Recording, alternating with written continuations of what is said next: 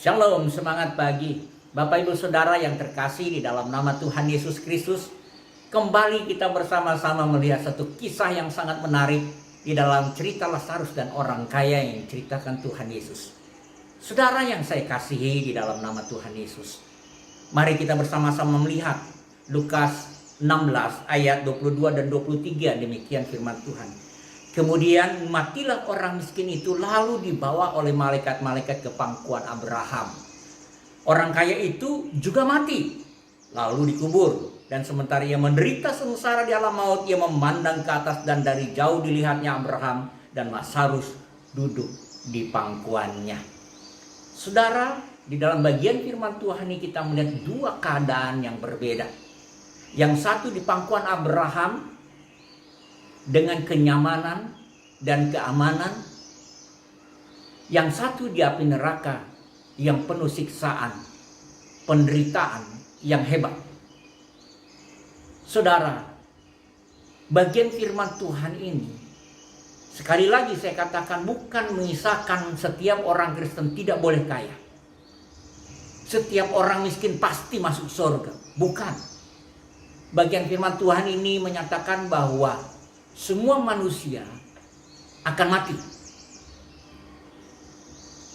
Ketika kita mati, ada dua tempat, surga dan neraka. Artinya saudara, ketika saudara mati berarti belum selesai.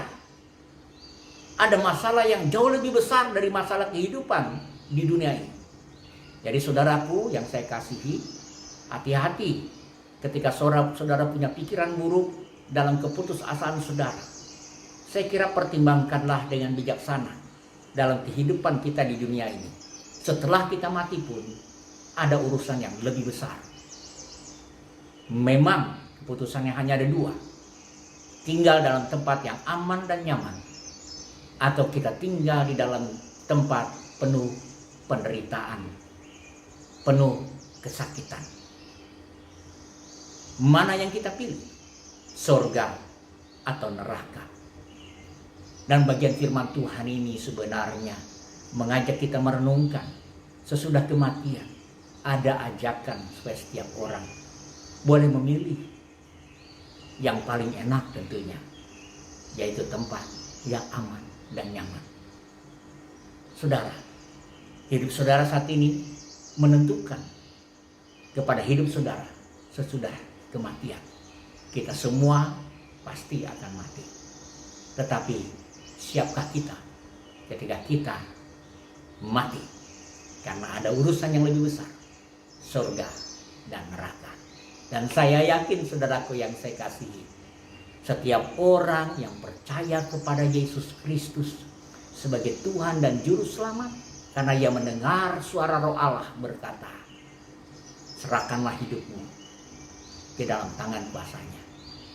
Percayakan dirimu ke dalam Dia, karena di dalam Dia kita beroleh penebusan.